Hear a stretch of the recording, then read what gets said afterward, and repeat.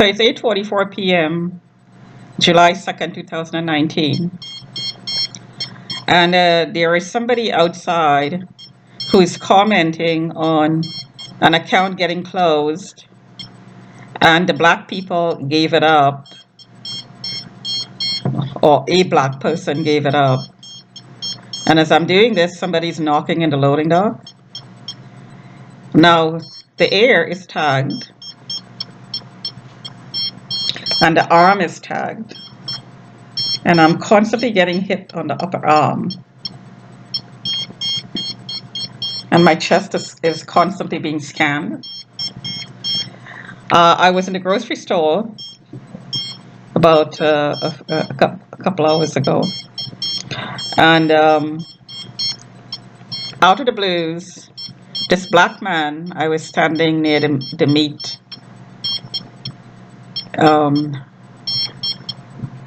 refrigerator. And this black man came out of nowhere. He obviously was not shopping.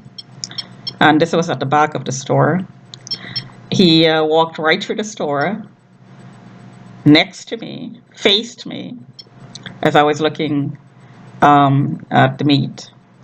And he put back a bag of meat and just walked out the store.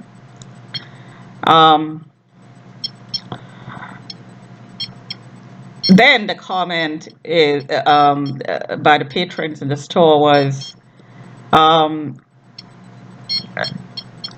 Rick wants his account closed. And from previous comments, Rick is a black man, a black pimp. I also hear the comment, "You're a meat," from the Chinese traffickers. You're a meat, you're a meat.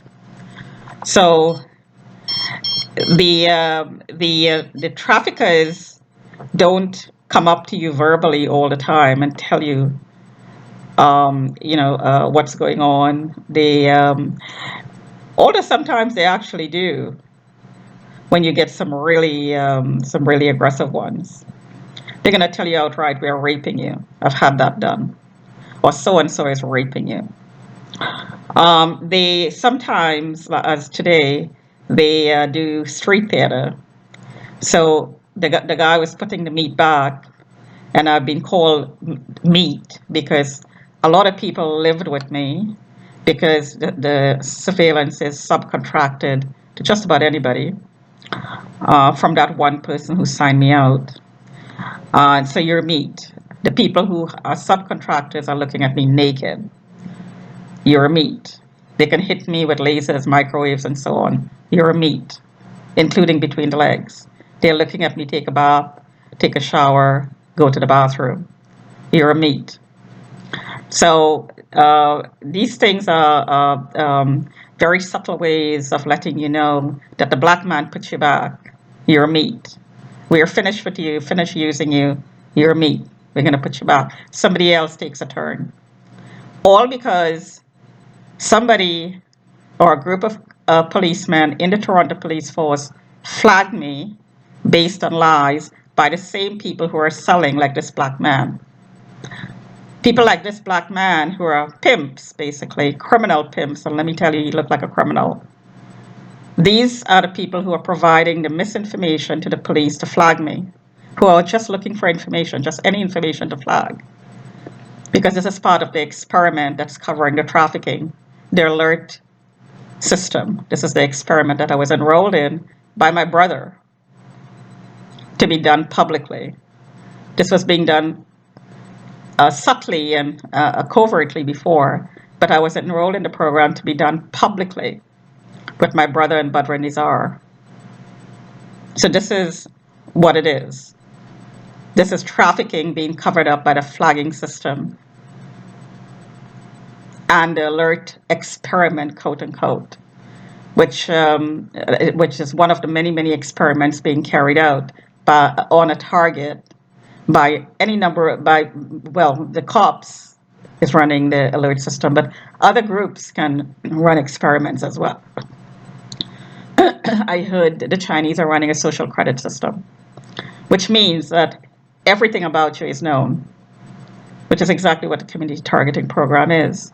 So the people who are experimenting with the social credit system already have that information because it's part of the community targeting program to gather that information. No privacy for the target. So why not run a social credit program and experiment with it in Canada? So Badr Nizar experimented with Sharia law. The Caribbean experimented with criminal violence and rape. And other groups will experiment with all kinds of other things. Rape somebody to death. I heard from a Jewish guy, "You're going to be raped to death," said a Jewish perpetrator. This is what they do with sex slaves. My question is, how many people, how many kids were in this program for the last 50 years? Because this program has been running for 50 years that I know of. And there are kids currently in the program. Because my program started when I was 17 years old, as soon as I stepped into the country. So how many kids, including Rohini Besasa, I'm suspecting, how many kids are in the program? My guess is now just about every kid is in a program because there's a use for everybody. Every kid is in a program. We're goats. You know, when 9/11 was going down, people were reading stories about goats. We're goats. We got to be tied to something.